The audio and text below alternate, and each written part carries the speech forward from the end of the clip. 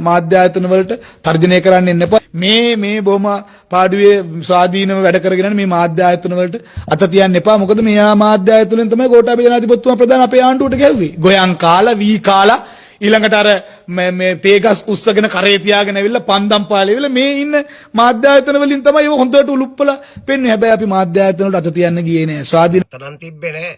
අතනෙවි තිබ්බේ බල ක්ලේමෝ ගැහුවේ. බල ගිනි තිබ්බේ. අත තියන්න ඕනේ නෑ බල ගිනි තිබ්බම අර සිරසක මතක නෑ බලට.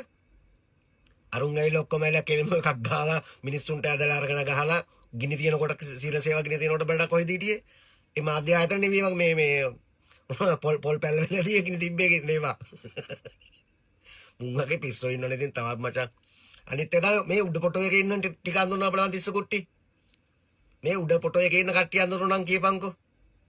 ඔය ලසන්තලා අවසන්තලෙක් නැලිකොඩලා විජේසිංහලා බලට මතක නැහැනේ අර අලවංගුව ගැල්ල මිනි මරනකොට මහා පාර මැද්දේ ගෝඨාභය රාජපක්ෂයවල මිනිස්සු මරනකොට මේ වහන වල එක්කන් ගිහිල්ලා මාධ්‍යවේදියෝ මරනකොට බල කොහෙද දන්නේ හිටියේ